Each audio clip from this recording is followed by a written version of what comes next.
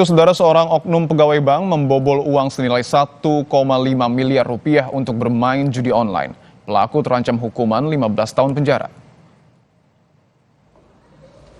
Kasus bermula saat Bank Indonesia menitipkan uang sebesar 1,5 miliar rupiah kepada Bank Maluku Cabang Namlea Desember 2022 lalu. Namun sejak dititipkan, pelaku kedapatan menarik uang secara bertahap dengan jumlah bervariasi hingga dana tersebut habis.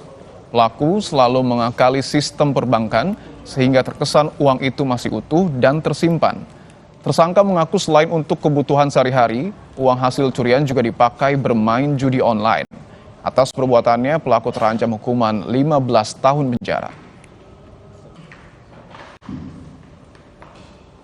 Nah, setelah itu secara bertahap pelaku juga melakukan menarikan uang itu.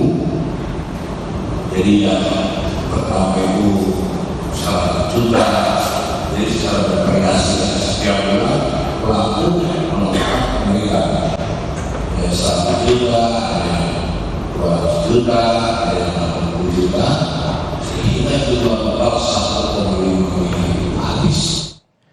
Mengantisipasi permainan judi online di kalangan polisi, satu persatu ponsel milik personil Polres Bengkulu Utara diperiksa petugas.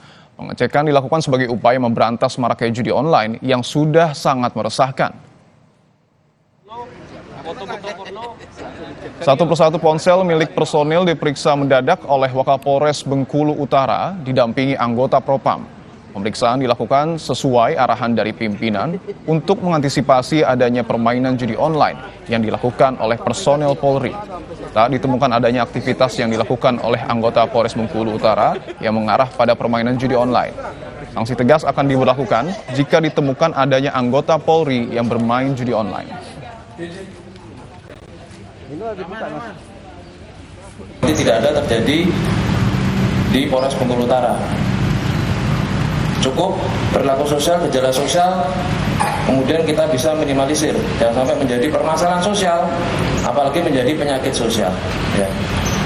Kalau sudah menjadi penyakit sosial, di situ kita sudah dijelaskan beberapa kali di media sosial, di-share oleh rekan-rekan PJU terkait bahaya judi online. Sementara itu, menyoroti kasus judi online yang sedang marak, Panglima TNI Jenderal TNI Agus Subianto menyebut prajurit yang terlibat judi online bisa disanksi pemecatan. Panglima TNI menyatakan akan menindak anggotanya yang terlibat judi online dengan hukuman berat agar tobat. Kata Jenderal Agus, hukumannya bisa sampai pemecatan. Sebelum penegasan Panglima, diberitakan ada oknum anggota TNI di Sulawesi Selatan yang diduga menggelapkan uang lebih dari 800 juta rupiah milik kesatuannya untuk bermain judi online. Antisipasi biar judi online gimana, Pak? Antisipasinya, Pak? Yang jelas kalau yang melanggar saya hukum. Ya. Hukuman berat bisa dipecat. Pecat supaya tobat.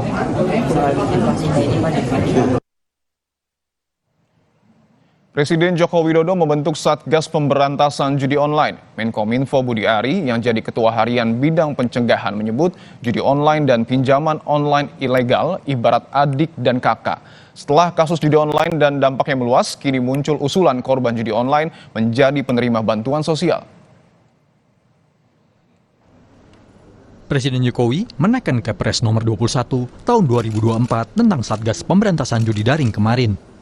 Struktur Satgas Judi Daring bentukan Presiden Jokowi terdiri dari Menko Polhukam sebagai Ketua Satgas, Menko PMK sebagai Wakil Ketua, Menkominfo sebagai Ketua Harian Bidang Pencegahan, dan Kapolri sebagai Ketua Harian Bidang Penindakan. Menanggapi temuan PPATK terkait judi daring dan pinjaman daring ilegal, Budi Ari bilang keduanya bertalian ibarat kakak adik sekandung. Ketuanya Pak Menko Polhukam, wakilnya Ketua Menko PMK, saya Ketua Harian Bidang Pencegahan, Pak Kapolri Ketua Harian Bidang Penegakan Hukum. Kan saya udah pernah bilang berkali-kali, judol sama pinjol ilegal ini adik kakak, saudara kandung ini, gitu. Nanti kita pokoknya ini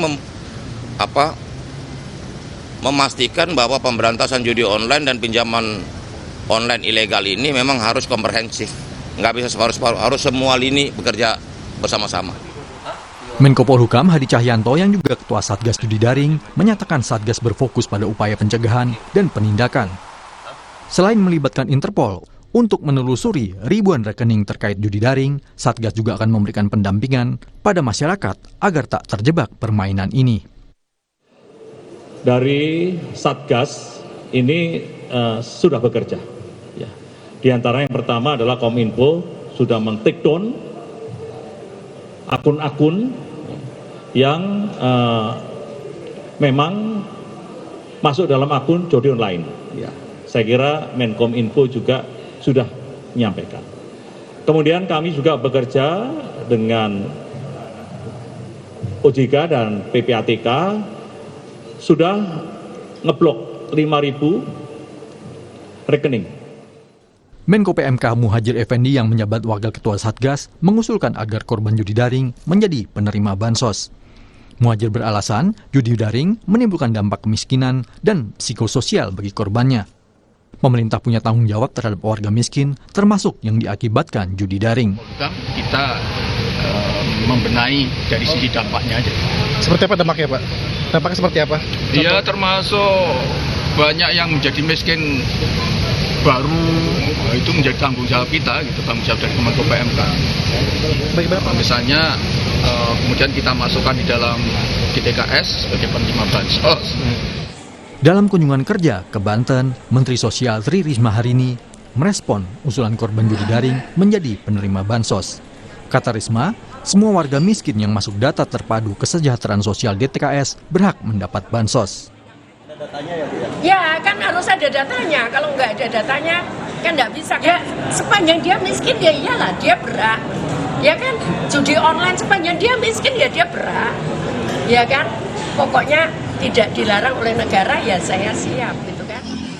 Kasus judi daring ini menjadi sorotan setelah banyak kasus bermunculan, termasuk kasus poluan membakar suaminya yang juga polisi karena dipicu judi daring di Mojokerto, Jawa Timur. Adanya Satgas diharapkan bisa memberantas judi daring setelah sebelumnya marak kasus akibat pinjaman daring. Tim Liputan, Kompas TV.